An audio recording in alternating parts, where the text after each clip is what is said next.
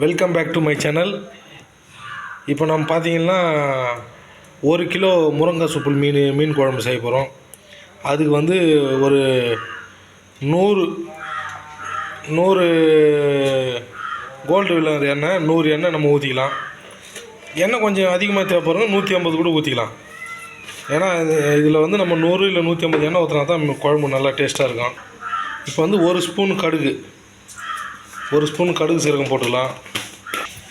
இந்த டைமில் வந்து ஒரு அரை ஸ்பூன் சீரகம் போட்டுக்கலாம்.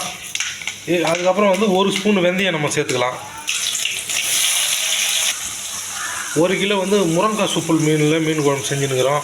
இதில் பார்த்தீங்கன்னா ஒரு 200 கிராம் வெங்காயம் பொடியை கட் பண்ணி சேர்த்துக்கணும். தேவையான அளவு கல்லுப்பு சேர்த்துக்கலாம். வெங்காயம் நல்லா வதங்கன்னு பார்த்தீங்கன்னா ஒரு 200 கிராம் தக்காளி நல்லா மிக்சியில் ஒன்று முத்தலுமாக குறன்னு அரைச்சி நம்ம சேர்த்துக்கலாம்.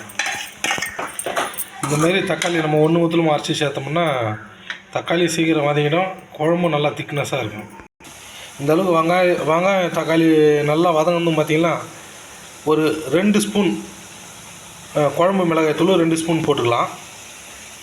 இந்த டைம் வந்து மீன் குழம்பு மசாலா 1 ஸ்பூன் போட்டுக்கலாம். இந்த ஸ்டேஜில் பார்த்திங்கன்னா ஒரு கொத்து கருவேப்பிலை சேர்த்துக்கலாம்.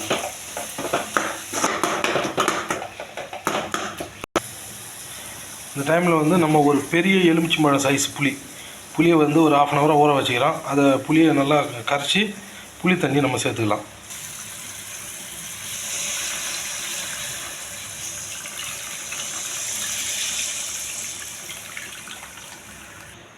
இந்த நேரத்தில் வந்து உப்பு நம்மளுக்கு செக் பண்ணி பார்த்துங்க. உப்பு வரைக்கலாம் நம்ம கொஞ்சம் உப்பு சேர்த்துக்கலாம். இந்த அளவு எல்லா மசாலாவும் வதக்கிட்டு நம்மளுக்கு வந்து குழம்புக்கு தேவையான அளவு தண்ணி ஊற்றிக்கலாம். நம்ம குழம்பு எந்த அளவுக்கு தேவையோ அந்த அளவுக்கு நம்ம தண்ணி சேர்த்துக்கலாம். இந்த அளவுக்கு தண்ணி ஊற்றிட்டு நம்ம நல்லா குழம்ப கலக்கி விட்டுக்கணும். குழம்பு வந்து நல்லா நம்ம ஹை ஃப்ளேம் வச்சு மூடி போட்டு நல்லா கொதிக்க விடணும். நல்லா குழம்பு கொச்சி அதில் இருக்கிற பச்சை வாசனைலாம் போன பிறகு தான் நம்ம மீன் சேர்க்க போகிறோம். அது கொச்சி பிறகு அதுக்கப்புறமா நம்ம பார்க்கலாம். இந்த அளவுக்கு நம்மளுக்கு வந்து மீன் குழம்பு கொச்சி தான். அதில் வந்து நம்ம முருங்கைக்காய் சூப்பல் மீன் 1 கிலோ மீனை வந்து சுத்தமாக கழுவி வச்சுக்கிற மீன் வந்து நம்ம இந்த குழம்புல சேர்த்துக்கலாம். இவ்வளோ நேரம் அந்த மசாலா பச்சை வாசனை போகிறதுக்காக ஹை ஃப்ளேமில் வச்சுருந்தோம். நம்ம இப்போ மீன் போடும்போது பார்த்திங்கன்னா லோ ஃப்ளேமில் வச்சுக்கணும். லோ ஃப்ளேமில் வச்சு ஒரு 10